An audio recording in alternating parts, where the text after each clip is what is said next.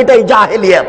সারা বাংলাদেশে যে সব দেওয়ানবাগি চলছে এটাই হচ্ছে জাহেলিয়াত। শুনুন, এই দেশের মাটিতে যা আপনার চলছে ওই চিশতিয়া, নকশবন্দিয়ে, মুজাদ্দিদিয়ে, এই সব তরিকা জাহেলিয়াত। 1980 সালের জরিপে এই দেশের মাটিতে 2,98,000 পীর আছে। সব পীরের সব তরিকা হচ্ছে জাহেলিয়াত। এই মাইজ ভান্ডারি হচ্ছে জাহেলিয়াত। আশ্চর্য, নারী পুরুষ একাকার হয়ে জিকির করছে। সেই দিন আমরা গেছিলাম নরসিংদী, এটা নজরপুরা, নরসিংদী নাকি নজরপুরা একটা গ্রামে গেছিলাম, নরসিংদী। তো আমরা নজরপুরা থেকে বক্তব্য দিয়ে আসলাম, পাশে গান বাজনা দিয়ে বাদ্যযন্ত্র দিয়ে নারীর বক্তব্য চলছে। নারীর বক্তব্য, নারী গাজাল করছে, বক্তব্য দিচ্ছে, বাদ্যযন্ত্র চলছে। আরে সংসদ ভবনের মমতাজ বেগম ডুবি তবলা দিয়ে জিকির করে। আশ্চর্য। আর কোরআন নাকি 30 পারা নয়, 90 পারা। 30 পারা হচ্ছে জাহেরি আর 60 পারা হচ্ছে বাতেনি। এরই নাম হচ্ছে ধর্মীয় জাহেলিয়াত। একে ঠেকাবে কে? এই জন্য আপনাকে বলি, এই হিফজখানা বন্ধ করতে হবে। যেখানে কোরআন হাদিস শিক্ষার ব্যবস্থা আছে সেখানে হিফজখানা খুলতে হবে। এই ছেলেটাকে আপনি কেন হাফেজ করলেন? এর বয়স হচ্ছে 16 বছর। মাথায় একটা উঁচু টুপি দিয়েছে, তার উপর একটা রুমাল দিয়ে মানুষের বাড়িতে মিলাদ করে বেড়াচ্ছে। কোরআন মাজিদ পড়ছে আর ভালো কিছু খাওয়ার দিচ্ছে। 200 টাকা পকেটে দিয়েছে। একবারে খুশি হয়ে গেছে, চিৎকার করে আমার বাপের নামে দোয়া করে চলে আসলো। এ জাতির কি করতে পারে? যে চলিসা করে বেড়াই, যে কুলখানি করে বেড়াই, যে মানুষের দোকান করে আপনার উদ্বোধন করে কোরআন মাজিদ পড়ে, যে মানুষের বাড়ি উদ্বোধন করে কোরআন মাজিদ পড়ে, সেই হাফেজ দিয়ে কি হবে? সেই হিফজখানা বন্ধ করতে হবে।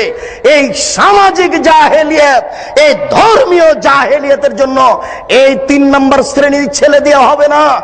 একেবারে বলিষ্ঠ কণ্ঠের, একেবারে নির্ভীক সেনা, যার অন্তরে কোনো ভয় ভীতি থাকবে না, যার বিদ্যের সামনে পৃথিবীর কোনো বিদ্যা টিকবে না।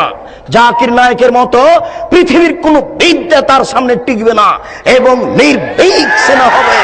আমি মুসলিম চির রণবীর, মরণকে করি না ভয়, মরলে শহীদ বাঁচলে গাজী।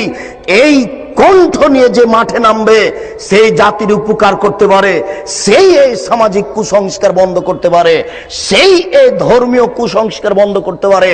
তাছাড়া এই সব হাফেজ দিয়ে কাজ হবে না। এ তো মানুষের দোকান উদ্বোধন করে, এ তো মানুষের বাড়ি উদ্বোধন করে। এর দ্বারা শরীয়তের কি আশা করা যেতে পারে? শুনুন, ওই পশ্চিম দিকে গাধাতে ইট বহে। গাধাতে কি বহে? ইট বহে। ভ্যান যেখানে যেতে পারে না, গাধা সেখানে যেতে পারে। অনেকগুলি ইট আপনি গাধার উপরে চাপিয়ে দিয়েছে, এরপরে যেখানে নামাতে হবে সেখানে গাধা চলে গেল। এবার আপনি কি করেছেন? আপনি বইয়ের দোকানদার, অনেকগুলি কোরআন মাজিদ তার উপরে তুলে দিয়েছেন। ও চলে গেল আপনার কোরআনের দোকানে। তো গাধা কি জানতে পারলো যে এখন কোরআন না ইট? ও তো জানতে পারলো না যে আমার পিঠে কোরআন আছে না ইট আছে। তো যেই ব্যক্তি শুধু কোরআন মুখস্থ করলো, দাওয়াত খেয়ে বেড়ালো, এ তো বুঝতে পারলো না যে কোরআন। এই কোরআনের ভিতরে আছে জাল হক এসেছে সত্য, ওয়াজাহাকাল বাতিল চলে গেছে মিথ্যে, ইন্নাল বাতিলা নিশ্চয় মিথ্যে, কানা জাহুকা। এই দেশের জাহেলিয়াতকে লাথি মেরে ডুবিয়ে দিতে চাই, এই দেশের অন্যায়কে যে কোনো মূল্যে উৎখাত করতে চাই।